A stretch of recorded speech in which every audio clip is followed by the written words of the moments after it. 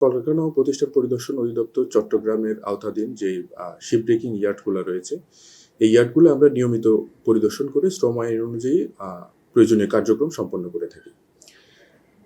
নিয়মিত পরিদর্শনের অংশ হিসেবে আমরা অনেক সময় ইয়ার্ডগুলোতে উদ্বুদ্ধকরণ সভার আয়োজন করি। এই উদ্বুদ্ধকরণ সভায় আমরা চেষ্টা করি শ্রমিকদেরকে, বিশেষ করে শ্রমিকদেরকে শ্রম আইনে উল্লিখিত প্রয়োজনীয় কিছু বিষয়ে অবহিত করতে। সেই বিষয়গুলোর মধ্যে গুরুত্বপূর্ণ থাকে যেহেতু শিপ ব্রেকিং ইয়ার্ড আপনি জানেন একটা হ্যাজার্ডাস সেক্টর। এই হ্যাজার্ডাস সেক্টরে হ্যাজার্ড আইডেন্টিফাই করে শ্রমিকরা কিভাবে হ্যাজার্ডগুলো নিরসন করে তাদের নিজেদের কর্মপরিবেশকে নিরাপদ করতে পারে, এটা একটা গুরুত্বপূর্ণ বিষয়। অনেক ক্ষেত্রে এই হ্যাজার্ড আইডেন্টিফিকেশনটা তারা সেফটি কমিটির মাধ্যমে করতে পারে, কিংবা সরাসরি তাদের যে তদারকি কর্মকর্তা বা সুপারভাইজার থাকে ইয়ার্ডে, তাদের মাধ্যমেও হ্যাজার্ড নিরসন করতে পারে।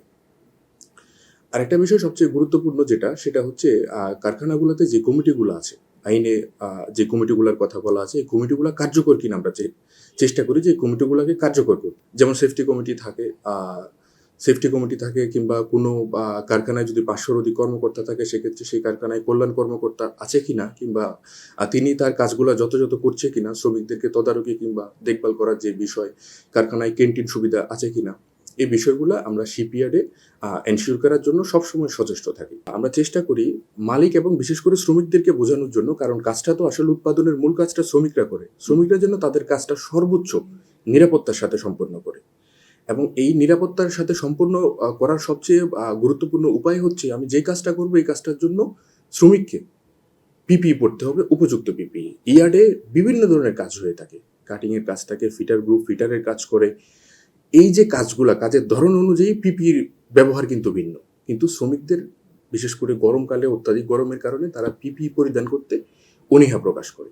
এখন এই কাজটা এমন কাজ, যেহেতু হ্যাজার্ডাস কাজ, সেটা আনমাইন্ডফুলি যদি করে তাহলে দুর্ঘটনা ঘটতে পারে। তো সেক্ষেত্রে শ্রমিকরা যেন মাইন্ডফুলি কাজ করে এবং পিপিই পরিধানের ব্যাপারে ম্যানেজমেন্ট যেন কঠোর হয়, আমরা ম্যানেজমেন্টকে সেই পরামর্শ দিই পরিদর্শনকালে।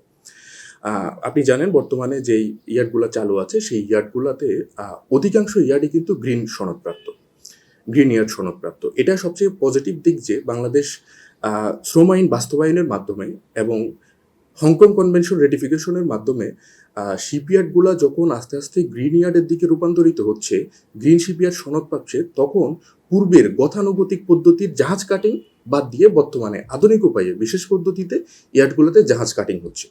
ফলশ্রুতিতে পূর্বেকার অনিরাপদ কর্মপরিবেশ যে শিপইয়ার্ডে ছিল, সেটা আস্তে আস্তে ভালো কর্মপরিবেশ বা নিরাপদ কর্মপরিবেশের দিকে ধাবিত হচ্ছে। শিপ ব্রেকিং ইয়ার্ডের মূল গভর্নিং বডি কিন্তু শিল্প মন্ত্রণালয় একটা কমিটি করা আছে। কোনো ইয়ার্ডে যেমন গ্রিন ইয়ার্ড হলে যে দুর্ঘটনা ঘটে না, এমনটা না। আমরা দেখেছি খুব সম্ভবত 24 সালে এসএন কর্পোরেশন নামে একটা প্রতিষ্ঠান, এই প্রতিষ্ঠানে দুর্ঘটনা ঘটে 6 জন শ্রমিক নিহত হয়, এবং এই 6 জন শ্রমিক আইনে বলা আছে 2 লক্ষ টাকা মৃত্যুজনিত ক্ষতিপূরণ দিতে হবে।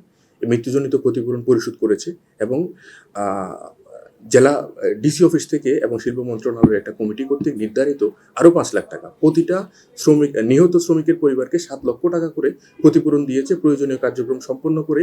এবং ইয়ার্ডের যে ঘাটতিগুলো রয়েছে সেগুলা রিকভার করেও এখন রিকভার করা সত্ত্বেও এখনো পর্যন্ত ওই ইয়ার্ডটি জাহাজ কাটিংয়ের কোনো পারমিশন পায় নাই। তো সেক্ষেত্রে শ্রমিকের নিরাপত্তার বিষয়টা আসলে সরকারের বিভিন্ন দপ্তর থেকে খুবই গুরুত্বের সহকারে দেখা হয়। এবং শিপ ব্রেকিং সেক্টরটা শুধু কলকারখানা প্রতিষ্ঠান পরিদর্শন অধিদপ্তর পরিদর্শন করে, আমরা শ্রম আইন নিয়ে কাজ করি, আরও বিভিন্ন দপ্তর আছে, বিস্ফোরক পরিদপ্তর, পরিবেশ অধিদপ্তর থেকেও আসলে মনিটরিং করা হয়।